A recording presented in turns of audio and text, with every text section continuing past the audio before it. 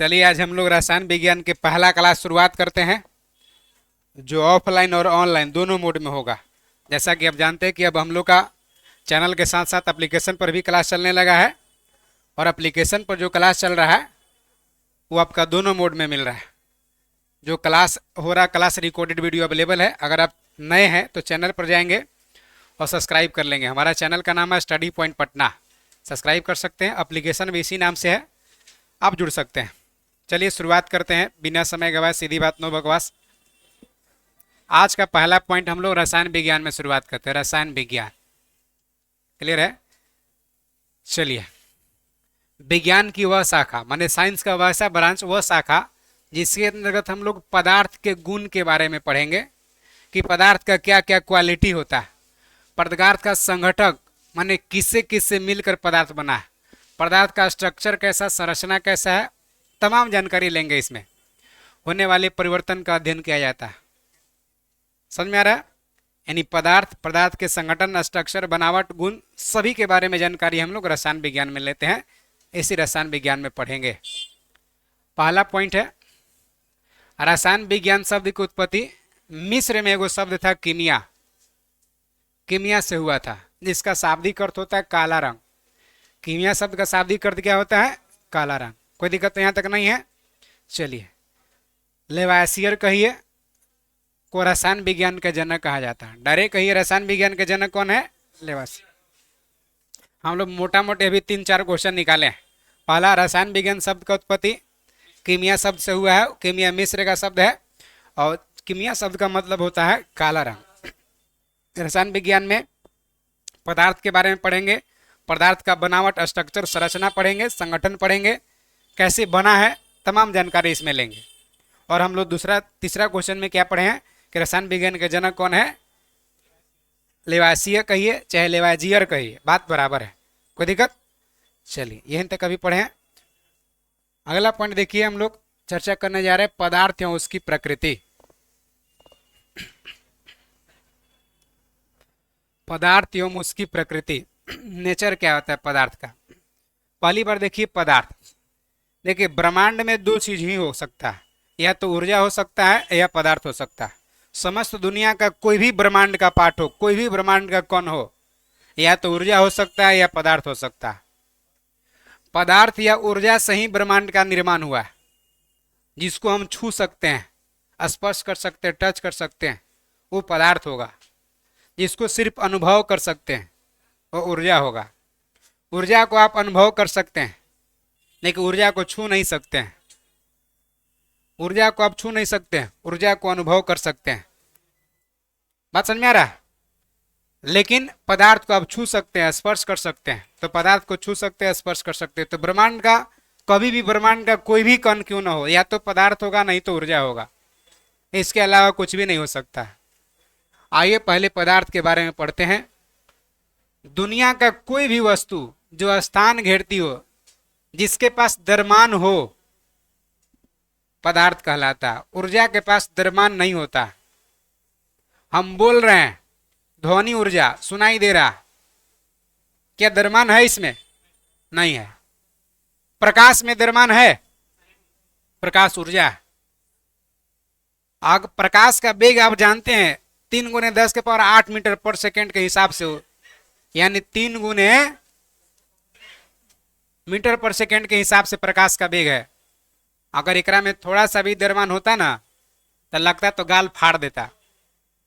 पता ना कि गाल पर धूप पड़ रहा है तो गरिया के गाल के चदरा उखाड़ देता, तहस नहस कर देता। मैंने कहने का मतलब, इतना तेज वेग से हाथ से मारते हैं तो चटाक से लग जाता है। कितना मुश्किल से मारे होंगे? 100 किलोमीटर पर सेकेंड, 200 किलोमीटर पर सेकेंड, 500 किलोमीटर पर सेकेंड, एक से ज्यादा स्पीड में। एक द्रव्यमान है तब ना लाल कर दिया। अगर प्रकाश में द्रव्यमान होता, इतना वेग से जाके गाल पर लगता, फ्राई न हो जाता जी। तो द्रव्यमान नहीं है। ध्यान रखिए, ऊर्जा में द्रव्यमान नहीं होता, पदार्थ में द्रव्यमान होता है। ऊर्जा को अनुभव कर सकते, माने अनुभव कर सकते हैं आप, लेकिन छू नहीं सकते, स्पर्श नहीं कर सकते हैं। समझ में आ रहा है बात? तो वही कह रहा है कि दुनिया का कोई भी वस्तु जो स्थान घेरती हो, जिसके पास द्रव्यमान हो, क्या कहलाता? डायरेक्ट पदार्थ कहते। इतना ही से मतलब है। दुनिया का कोई वस्तु जो स्थान घेरती हो, ये हो गया जिसके पास जिसका कोई द्रव्यमान हो, द्रव्यमान होना चाहिए, पदार्थ कहलाता है। उदाहरण के लिए जल, हवा, बालू, सबके पास द्रव्यमान है। कहते हैं ना 5 kg भर दीजिए सिलेंडर में, कहते हैं ना जी 2 लीटर दे दीजिए, सीएनजी भर दीजिए, 3 टंकी फुल कर दीजिए, कहते हैं ना बैलून में फुल कर दीजिए, तो द्रव्यमान है। द्रव्यमान है, जल है, हवा है, बालू है, तो क्या है? पदार्थ है। प्रकाश का द्रव्यमान नहीं है तो क्या है? ऊर्जा है। बोल रहे हैं ध्वनि का द्रव्यमान नहीं है, क्या है? ऊर्जा है। तो ब्रह्मांड में द्रव्यमान माने पदार्थ और ऊर्जा से ही ब्रह्मांड का स्ट्रक्चर निर्माण हुआ, संरचना हुआ। एक लाइन में कोई पूछेगा कि पदार्थ किसको कहते हैं, तो जो स्थान घेरता हो, जिसके पास द्रव्यमान हो, वो पदार्थ कहलाता है। मोटा मोटी एकदम, स्थान घेरता हो, जिसके पास द्रव्यमान हो, पदार्थ कहलाता है। काम खत्म। आगे आ जाइए। उदाहरण के लिए देखिए लिए आप। अब हम लोग आगे ही मत चर्चा करने लगे कि सर जी सब बता दे, चलिए चौथा अवस्था कौन है, पांचवा अवस्था का हम लोग चर्चा करेंगे, उसका भी करेंगे चर्चा। पॉइंट देख लीजिए, जो पढ़ेंगे वही टिक लगाना है। प्रारंभ में भारतीयों और यूनानियों का अनुमान था कि प्रकृति की सारी वस्तुएं 5 तत्व से मिलकर बना है। यूनान लोग भी कहता था और भारतीयों का भी प्रारंभिक में मानना था कि प्रकृति का कोई भी वस्तु है सिर्फ 5 तत्व से मिलकर बना है। ये 5 तत्व कौन है? क्षितिज है, जल है, पावक है, गगन है, समीर है। अभी भी कहते हैं कि 5 तत्व के शरीर 5 तत्व में विलीन हुए। अगर अभी नीतीश कुमार का मृत्यु हो जाए, स्टेटस लगा देंगे लोग, बिहार के मुख्यमंत्री नीतीश कुमार 5 तत्व में विलीन हुए, यह 5 तत्व में विलीन हुए। प्राचीन काल में प्रारंभिक में मानते थे। जो आदमी ऐसा लिखे स्टेटस लगाता है, समझिए कि उसको जानकारी है प्राचीन काल वाला, तब वो 5 तत्व में विलीन हो गया। अरे समझ में बात समझ में आया? तो प्राचीन काल में मानते थे। पावक हवा कह सकते हैं आप।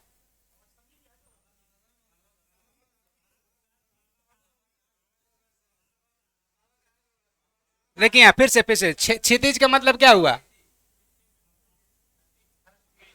क्षितिज का मतलब मिट्टी हो गया, जल का मतलब क्या हो गया? पानी हो गया, पावक माने आग हो गया, गगन माने क्या होगा? आसमान, और समीर माने क्या हो गया? हवा हो गया। तो ये 5 तत्वों से मिलके शरीर का भी निर्माण होता। 5 तत्व प्रारंभिक में था। भारत के महान ऋषि कनाद के अनुसार सभी पदार्थ अत्यंत सूक्ष्म कणों से बने, जिसे क्या कहते हैं? परमाणु कहते हैं। बिहार एसएससी +2 लेवल में मेंस में क्वेश्चन पूछा हुआ था, परमाणुवाद का जनक किसे कहा जाता? देखिए भारतीय परमाणुवाद का जनक कौन है? कनाद है। कनाद एक दर्शन दिए थे, वैशेषिक दर्शन, जिसमें वो कह दिए थे कि कोई भी पदार्थ परमाणु से बना है, माने छोटे छोटे कण से मिलकर बना है, जिसको परमाणु कहते हैं। परमाणुवाद का जनक किसको कहते हैं? कनाद को। भारतीय परमाणुवाद का, है ना। ऐसे कोई आपने बोलचाल में कोई पूछेगा परमाणु का जनक कौन है, तो रदरफोर्ड को करना, डाल्टन को कहना पड़ेगा। फिर से समझिए, कोई पूछेगा परमाणु का जनक कौन है, तो डाल्टन। परमाणु का जनक कौन है, तो डाल्टन। लेकिन भारतीय परमाणुवाद का जनक, भारतीय परमाणु का जनक कौन है? कनाद। क्योंकि इसको वैल्यू नहीं दिए लोग। क्लियर हुआ? डाल्टन में और कनाद में डिफरेंट है। आइए अब पदार्थ हो गया, तो पदार्थ देखिए। पदार्थ 2 प्रकार के हो सकता है, चाहे शुद्ध हो सकता है, चाहे अशुद्ध हो सकता है, ये ना। पदार्थ के पहले भौतिक वर्गीकरण में देखिए, ठोस, द्रव, गैस। पदार्थ के भौतिक स्थिति में अगर बांटेंगे तो कितने अवस्था है? ठोस, द्रव और गैस।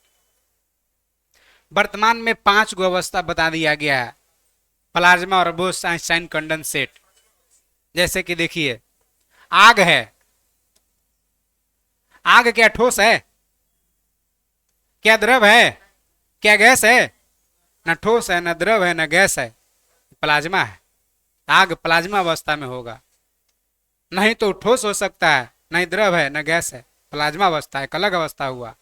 जैसे देखिए -273 डिग्री सेल्सियस पर ऐसे बर्फ तो जमना 0 डिग्री पर शुरू हो जाता है, 0 डिग्री पर बर्फ बनना शुरू हो जाता है ना।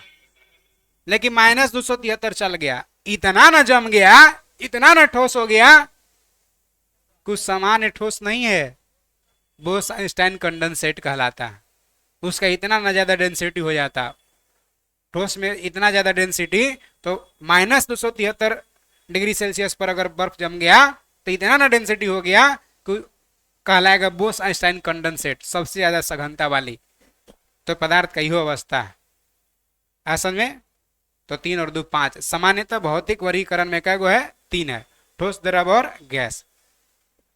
रासायनिक वर्गीकरण में देखिए, शुद्ध पदार्थ हो सकता है चाहे अशुद्ध माने मिश्रण, शुद्ध अशुद्ध माने शुद्ध माने एक पदार्थ हो गया, अशुद्ध मिश्रण हो गया। शुद्ध अशुद्ध 2 भाग में बांट सकते हैं। अब शुद्ध में क्या क्या होगा? शुद्ध में कोई तत्व हो सकता है या यौगिक भी हो सकता है, ये दोनों के दोनों शुद्ध है। लेकिन अशुद्ध में क्या होगा? अशुद्ध मिश्रण है, जो समांगी मिश्रण है या विसमांगी मिश्रण है। इस सब के बारे में चर्चा कर लेते हैं हम लोग। जैसे देखिए, ठोस क्या है? जिसका आयतन आकार दोनों निश्चित हो, ठोस कहलाता है। आयतन और आकार दोनों निश्चित हो, क्या कहलाएगा? ठोस कहलाएगा।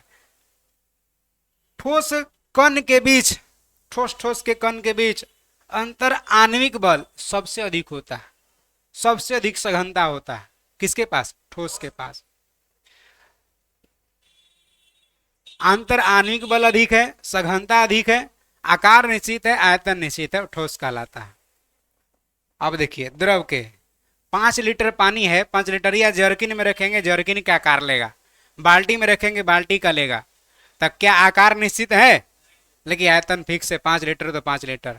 तो आयतन निश्चित हो, आकार अनिश्चित हो, द्रव कहलाता है। और जिसका आयतन आकार दोनों अनिश्चित हो, गैस कहलाता है। सबसे कम अंतर आणविक बल गैस में होता है और सबसे ज्यादा ठोस में होता है, और बीच बीच में द्रव होता है।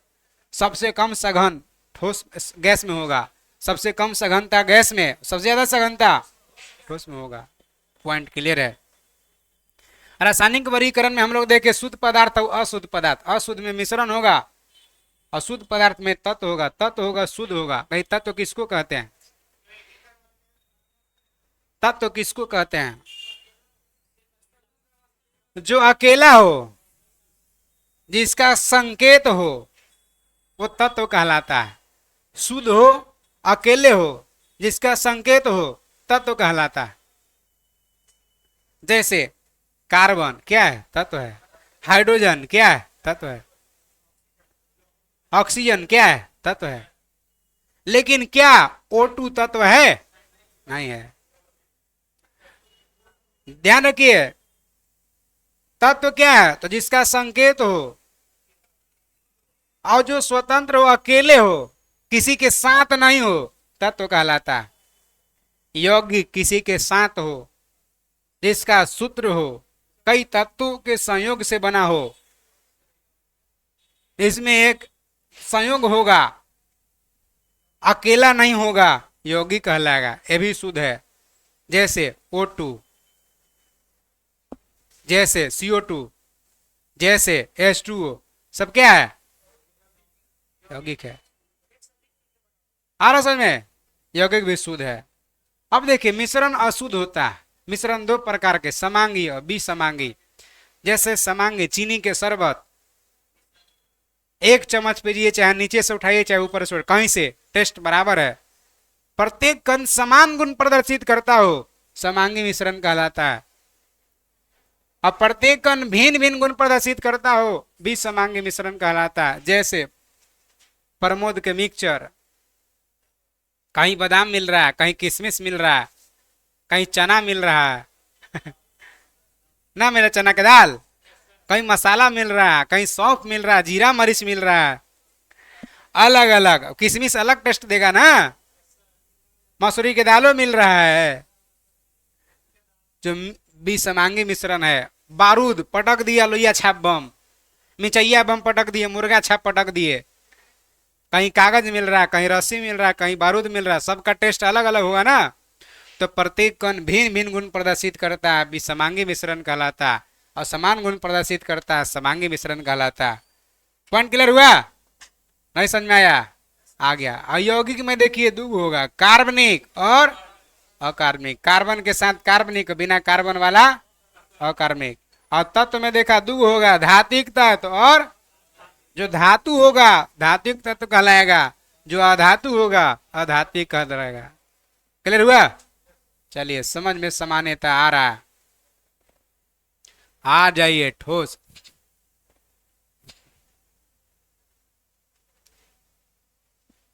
ठोस डायरेक्ट दम, जिसका आकार एवं आयतन दोनों निश्चित हो, ठोस कहलाता है। जैसे लोहा कि छड़ हो गया, लकड़ी, कुर्सी, बर्फ का टुकड़ा, सब क्या है? ठोस है। द्रव आ जाइए, जिसका आकार अनिश्चित है और आयतन निश्चित हो, द्रव कहलाता है। जैसे अल्कोहल हो गया, पानी हो गया, तारपीन का तेल हो गया, मिट्टी का तेल हो गया, सब द्रव है। क्लियर है? अब देखिए ठोस का डेंसिटी सटल सटल एकदम घनत्व तो ज्यादा है अपेक्षाकृत द्रव के, और सबसे ज्यादा पदार्थों में घनत्व होता है ठोस के। और ठोस के अणु बिखरल चल रहा है, सटल सटल एकदम सघनता से है एकदम, इसलिए अंतर आणविक बल ज्यादा है ठोस में। आइए गैस, जिसका आकार और आयतन दोनों अनिश्चित हो, गैस कहलाता है। जैसे हवा, ऑक्सीजन, सब क्या है? गैस है। क्लियर है? चलिए आगे आ जाइए।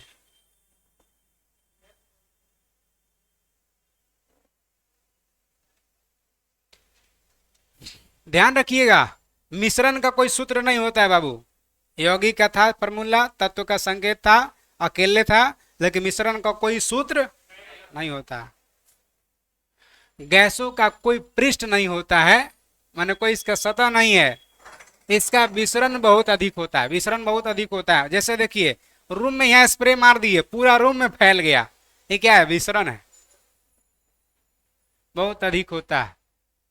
इसे आसानी से संपीड़न किया जा सकता। संपीड़न माने कह सकते कंप्रेस, या संपीड़न माने संकुचित किया जा सकता। पूरा रूम के हवा को एगो बैलून में भरा जा सकता, संपीड़न किया जा सकता है ना। और वही अगर मान के चलिए इतना छोटा शीशी है, ओकरे में गैस यहाँ स्प्रे मार दिए, तो ये बार खाली मारे चटाक चटाक, पूरा रूम में फैल गया। उसको संपीड़न करके रखे हैं ना इतना छोटा में, है ना। चलिए तो संपीड़न किया जा सकता है। ताप और दाब में परिवर्तन करके किसी भी पदार्थ की अवस्था को बदला जा सकता है, लेकिन कुछ ऐसा भी पदार्थ है जिसको नहीं बदला जा सकता। लकड़ी, लकड़ी के ताप दाब बदलेंगे तो अवस्था बदलेगा, ठोस है तो द्रव में हो जाएगा ना होगा। पत्थर केवल ठोस अवस्था में ही रहते हैं। क्लियर है? सामान्यतः देखिए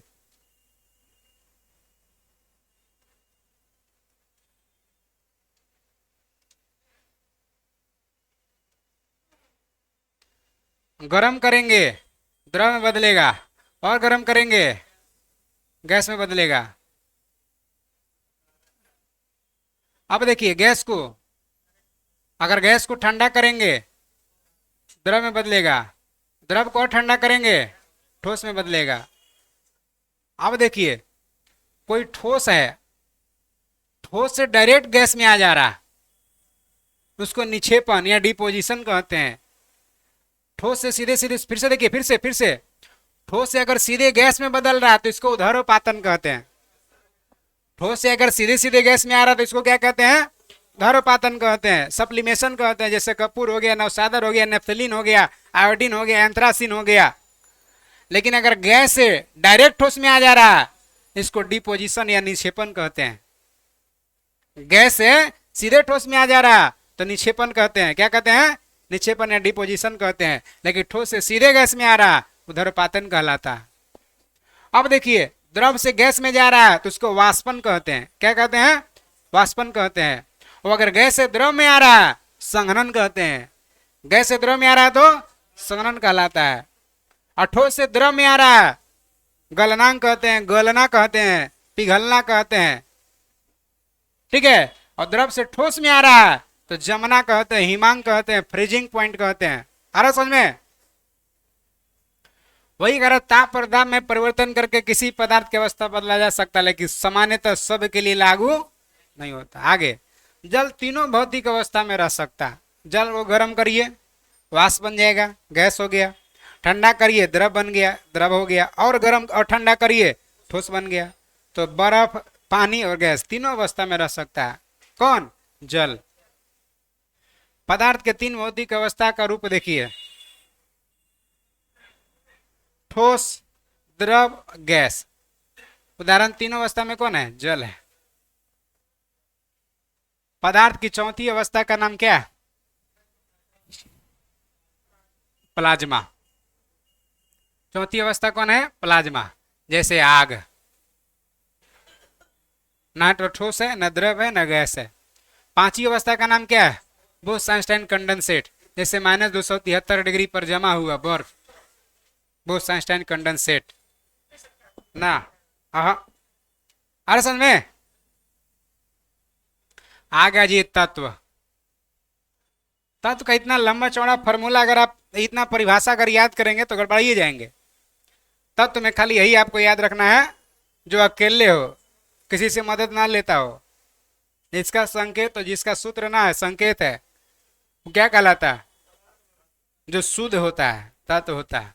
उसी में देखिए तत्व वह शुद्ध पदार्थ है। तो हम लोग तो शुरू में कर दिए कि शुद्ध है, तत्व यौगिक दोनों, जिसकी किसी भी ज्ञात भौतिक और रासायनिक विधियों से न तो दो या दो से अधिक पदार्थों में विभाजित किया जा सकता है, और न ही सरल पदार्थों योग से बनाया जा सकता है। ये न कह रहा है। तत्व को अगर इतना तत्व है तो इसको कितना हूं तोड़ेंगे तो तत्व तत्व रहेगा। सोना को कितना हूं छोटा क्यों न करते जाएंगे, सोने रहेगा वो। तो ना तो विभाजित किया जा सकता है, न ही किसी के संयोग से बनाया जा सकता है। अकेले स्वतंत्र रहता है, वो क्या कहलाता है? तत्व कहलाता है। जैसे सोना, जैसे चांदी, ऑक्सीजन, क्या है? तत्व है। आपको इतना मोटा मोटा डिफरेंशिएशन जरूरत नहीं है, खाली याद रखना कि शुद्ध पदार्थ है तो स्पष्ट है कि तत्व शुद्ध होता है। शुद्ध होता है ना, न तो दो या दो से अधिक पदार्थों में विभाजित किया जा सकता है, और न ही अन्य सरल पदार्थों के योग से बनाया जा सकता है। न तो इसको विभाजित कर सकते हैं, न इसको किसी अन्य से मिला के बना सकते हैं। वही क्या कहलाता है? तत्व कहलाता है। क्लियर हुआ पॉइंट? क्लियर है कि क्लियर नहीं है? न तो विभाजित कर सकते हैं, न ही किसी अन्य से मिला के बना सकते हैं। वही क्या कहलाता है? तत्व कहलाता है।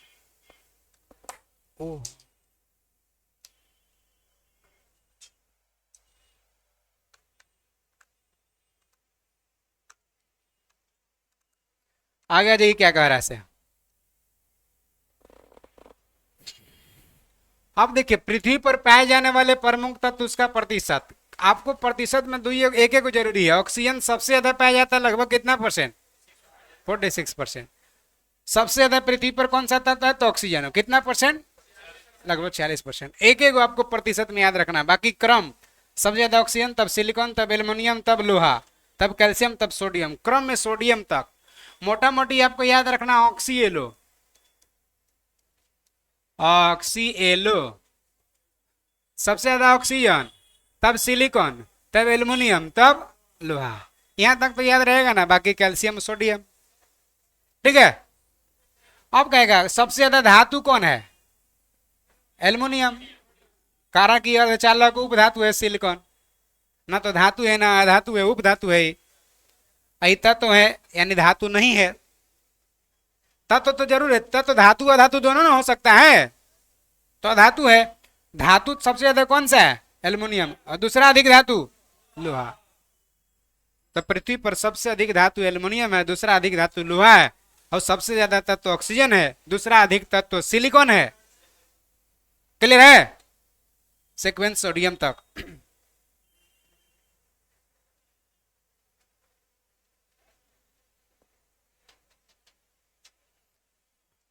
अभी तक लगभग 118 तत्व ज्ञात हैं। कितना है? जिसमें केवल 92 को प्राकृतिक में पाए जाते हैं, डायरेक्ट एकदम प्राकृतिक तौर पर। बाकी सब जो बनाया गया है, खोजा गया है, मिश्रित करके कोई विधि से बनाया गया है। खोजा गया अंतिम तत्व कौन है?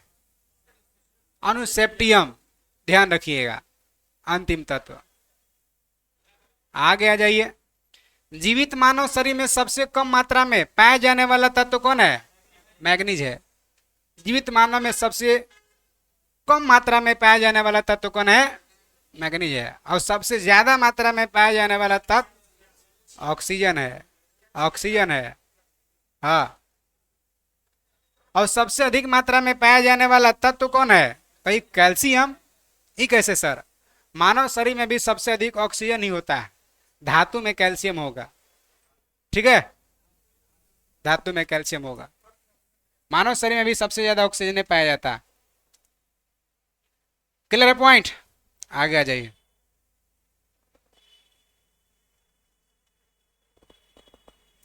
आ जाइए, तब तो समझ गए। अब यौगिक देखिए,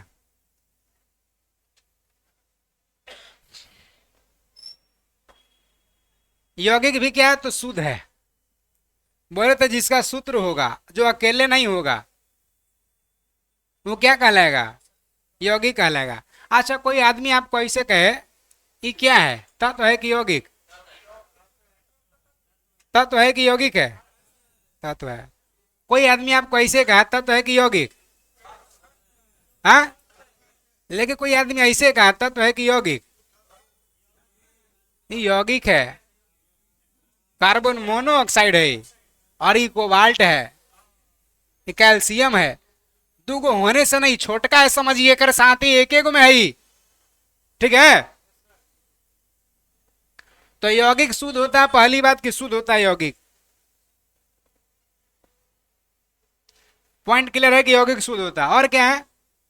यहां से दो या दो से अधिक तत्वों के निश्चित अनुपात में मिलाने से बनता है, यौगिक कहलाता है। यहीं से उठाना है। एकरा में दो या दो से अधिक तत्वों के मिलने से यौगिक का निर्माण होता है। दो या दो से अधिक यौगिक के मिलने से निर्माण होता है।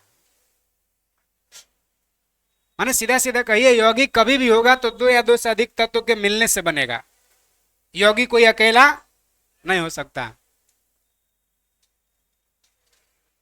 अब कह रहा यौगिक का जो क्वालिटी होता है, गुण होता है, जिसे मिलकर बना है जो तत्व से, उस तत्व के गुण से भिन्न होता है। जिस तत्व से मिलकर यौगिक बना है उसका गुण, और जेकरा से मिल के बना है उसका गुण में अंतर होता है। मतलब सर, जैसे देखिए जल है, जल जल ऑक्सीजन और हाइड्रोजन के मिलने से बना है। तो अब यह भी तत्व क्या है? ऑक्सीजन है और हाइड्रोजन है। तो ऑक्सीजन और हाइड्रोजन के जो गुण है, इससे जल का गुण क्या होगा? भिन्न होता है, डिफरेंट होता है। जैसे ऑक्सीजन जलने में सहायता करता है, और जबकि हाइड्रोजन खुद जलता है। लेकिन दोनों से मिला करके जो यौगिक पानी बनता है, जल बनता है, ये आग को क्या करता है? बुझा देता है। इसका मतलब यौगिक का जो गुण होता है, उसके बने संघटक या अवयवी तत्वों के गुण से भिन्न होता है। पॉइंट क्लियर है? नहीं समझ में आ रहा? आगे आ जाइए। जैसे H2O, क्या है H2O? पानी है, लेकिन O2H कर देंगे, O2H, ये आग हो जाएगा। O2H कर देंगे, आग हो जाएगा। ध्यान रखिए, यौगिक में एक निश्चित अनुपात होना चाहिए और दो या दो से अधिक तत्वों का संयोग होना चाहिए, शुद्ध होता है, यौगिक कहलाता है। यौगिक का फॉर्मूला सूत्र होता है। क्लियर है?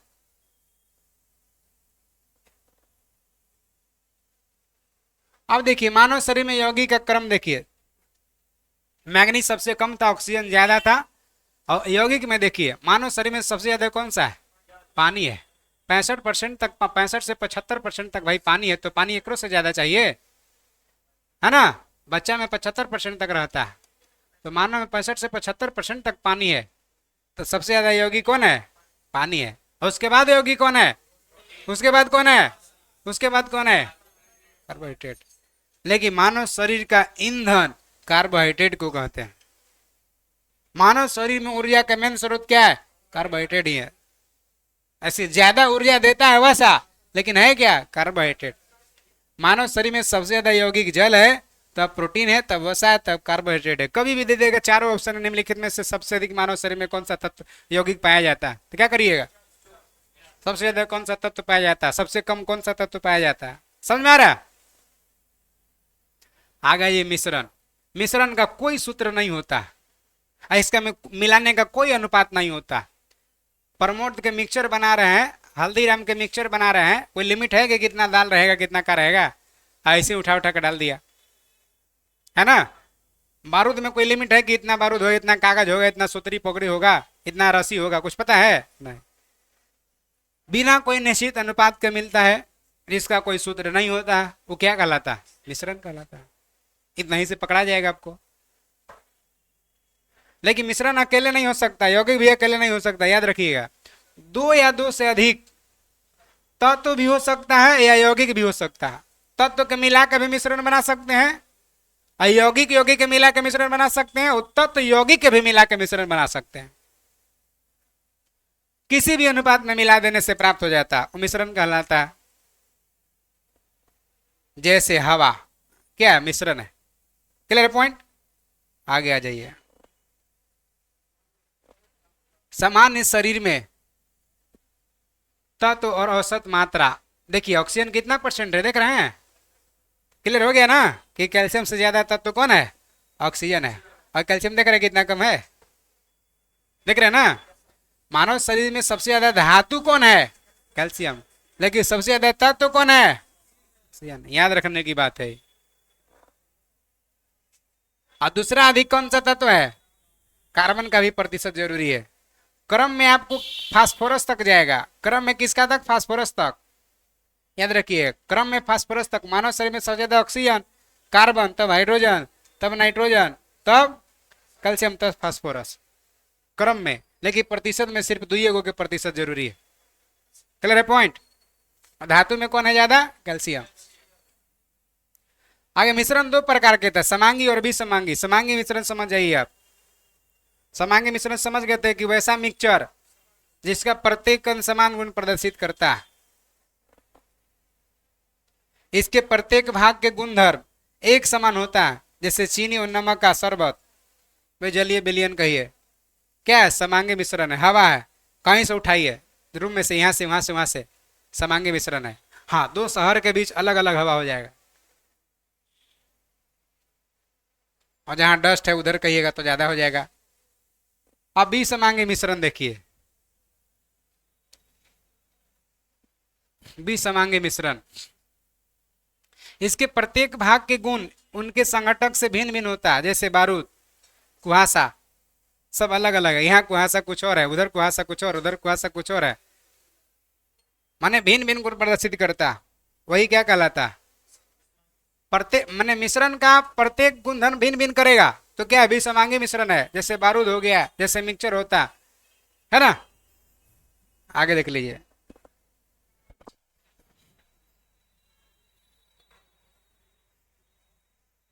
अगला पॉइंट, किसी भी मिश्रण में पानी अगर मिलाएंगे तो इसका भारी घटक जो ज्यादा मात्रा में है वो क्या हो जाता है? अवक्षेपित हो जाता है। इस प्रक्रिया को क्या कहते हैं? अवसादन कहते हैं। जैसे मान के चलिए 1 केजी चीनी था और आधा लीटर पानी था और पानी डाल दिए, तो भारी जो संघटक था, इसका भारी घटक था चीनी, अवक्षेपित हो जाता है, बिला जाता है। उसी को क्या कहते हैं? अवसादन। मिश्रण को अलग करने का कुछ विधियां हैं। मिश्रण को कैसे अलग करेंगे का?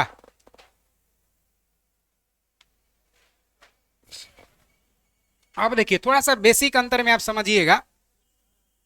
तत्व का जो सबसे छोटा यूनिट है ना, वो परमाणु है। तत्व का सबसे छोटा यूनिट कौन है? परमाणु है। तत्व का सबसे छोटा यूनिट परमाणु है और यौगिक का सबसे छोटा यूनिट अणु है। क्या है? अणु है। तत्व का सबसे छोटा यूनिट जो है, इकाई है परमाणु, और यौगिक का सबसे छोटा इकाई क्या है? अणु। याद रखिए, क्योंकि परमाणु का है सर, तो तत्व के तोड़ते जाइए, तोड़ते जाइए। जैसे मान के चलिए छोटा कागज है, अगर कागज है छोटा सा, इसको तोड़ते जाइए, तोड़ते जाइए, तोड़ते जाइए, लास्ट में ऐसा आएगा कि एकदम एकरा से छोटा नहीं आप कर सकते हैं। चाहे ब्लेड से, चाहे कहीं चीज से, कुछ से नहीं कर सकते हैं। तो वही सबसे छोटा क्या कहलाएगा? परमाणु कहलाएगा। क्या कहलाएगा? डाल्टन कहा था जैसे छोटा एकदम कर दिए, इतना छोटा कर दिए, एक से छोटा नहीं हो रहा, तो क्या है? परमाणु है। डाल्टन कहा था कि परमाणु अविभाज्य है, परमाणु को विभाजित नहीं किया जा सकता। लेकिन आगे चल के आधुनिक वैज्ञानिक है, एकरों में टुकड़ा टुकड़ा कर दिए, कहा कि ना एकरे में ही इलेक्ट्रॉन है, प्रोटॉन है और न्यूट्रॉन है, एकरे में बांट दिया, इलेक्ट्रॉन प्रोटॉन न्यूट्रॉन। कहा कि इससे मिल के परमाणु बना है। आधुनिक वैज्ञानिकों के अनुसार परमाणु भी विभाज्य हो गया, ओकरो टुकड़ा टुकड़ा कर दिया। तो परमाणु के 3 मौलिक कण हो गया, इलेक्ट्रॉन प्रोटॉन और न्यूट्रॉन। और यौगिक का सबसे छोटा यूनिट क्या है? अणु है। समझ में आ रहा है बात? अब हम लोग के यहाँ थोड़ा सा ही काम आएगा, कोई दिक्कत नहीं ना है? कंटिन्यू करें ना। मिश्रण को अलग करने के कुछ विधियां हैं। अरावाकरण, क्रिस्टलाइजेशन विधि है। ये क्या है सर? देखिए यहां से उठाइए। अशुद्ध ठोस मिश्रण को उचित विलायक के साथ मिलाकर गर्म किया जाता है और गर्म अवस्था में ही कीप द्वारा छान लिया जाता है। छानने के बाद विलयन को कम ताप पर धीरे धीरे ठंडा किया जाता है। ठंडा होने पर शुद्ध पदार्थ क्रिस्टल के रूप में विलयन से पृथक हो जाता है, जैसे शर्करा और नमक के मिश्रण को इथाइल अल्कोहल। गर्म करके इस विधि से अलग किया जाता है। यही सर बुझाइबो करेगा, ये जो बता दी इतना लंबा चौड़ा। देखिए कैसे बुझाएगा। जैसे शर्करा और नमक है, दोनों के मिश्रण किसके साथ है? इथाइल अल्कोहल के साथ। उसको शुद्ध करने का विधि का नाम क्या है? रावाकरण या क्रिस्टलाइजेशन है। क्या करिए, इसमें पानी मिला दीजिए और गर्म करिए।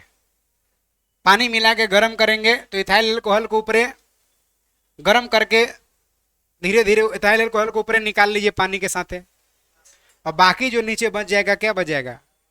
अरे उतना छोड़िए, उतना नहीं बुझा रहा। चीनी के चाशनी है, चीनी के चाशनी में क्या क्या? पानी और चीनी है। गरम रावाकरण क्रिस्टल है पूरा एकदम घोल टाइप का।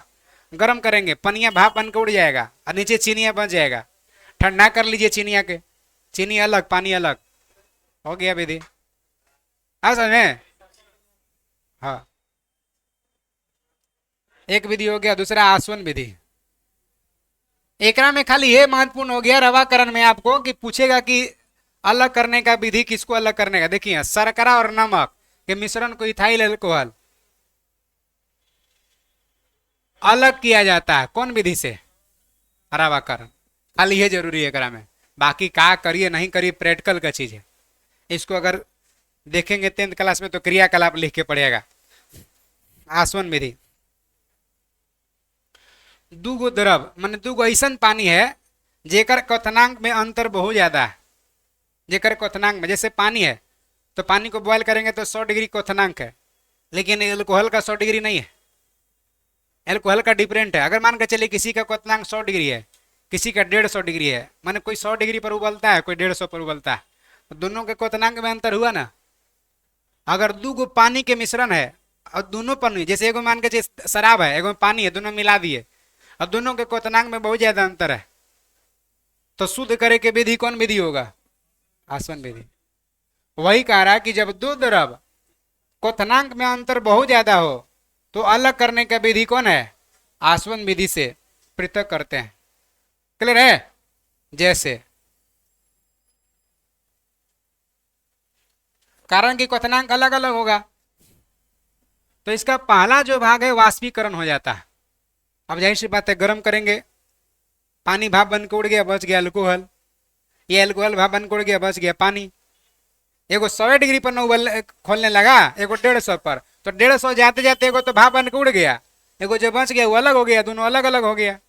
तो दूगो द्रव के क्वथनांक में यदि ज्यादा अंतर हो तो शुद्ध करे के विधि कौन होगा? कौन विधि होगा? आसवन होगा। इसका पहला भाग वाष्पीकरण हो जाता है और दूसरा भाग जो बन जाता है वो संघनन हो जाता है। क्लियर? उधर पातन आ जाइए।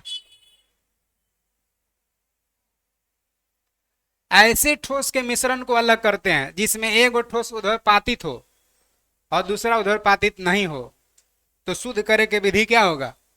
सब्लिमेशन या उध्र्वपातन होगा। जैसे कपूर, नेप्थलीन, अमोनिया माने अमोनियम क्लोराइड, एंथ्रासीन, आयोडीन, इस सब को अलग करने का विधि क्या होगा? उध्र्वपातन। जैसे मान के चलिए कपूर है और बालू है, दोनों मिला दिए हैं, अब आपको शुद्ध करना, अलग अलग करना, कौन विधि से अलग करेंगे? गरम करेंगे, कपूर सीधे ठोस से किस में बदल जाएगा? गैस में। अब बलुआ बदलेगा गैस में, तो बालू बन जाएगा नीचे, ऊपर ही चल जाएगा, और गैस में बच गया, फिर संघनन करके उसको कपूर अलग रख लेंगे, बालू अलग रख लेंगे। है समझ में? तो ऊर्ध्वपातन विधि से उसी पदार्थ को अलग किया जा सकता है जिसमें एक ऊर्ध्वपातज हो और दूसरा का ऊर्ध्वपातित नहीं हो। हाँ, तो दोनों ऊर्ध्वपातित है, अमोनियम क्लोराइड और कपूर दोनों अलग हो सकता है? दोनों ऊर्ध्वपातित हो जाएगा? नहीं ना होगा, नहीं होगा। कौन सा अभिक्रिया कहलाता है? प्रतिक्रिया कहलाता है, एंडोथर्मिक प्रतिक्रिया कहलाता है। अब देखिए कुछ ऊर्ध्वपातित पदार्थ देखिए, जैसे कपूर हो गया, आयोडीन हो गया, गंधक हो गया, नौसादर हो गया, सूत्र भी नौसादर का याद रखिए, एंथ्रासिन हो गया, बेंजोइक अम्ल हो गया, नेप्थलीन हो गया, आयोडोफॉर्म हो गया, ये सब क्या है? ऊर्ध्वपातित पदार्थ है। गर्म करेंगे तो सीधे ठोस से गैस में बदल जाता है।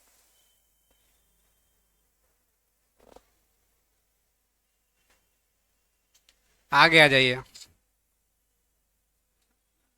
आंशिक आसवन की चर्चा आज हम लोग नहीं करेंगे, इसकी चर्चा नेक्स्ट क्लास में करेंगे।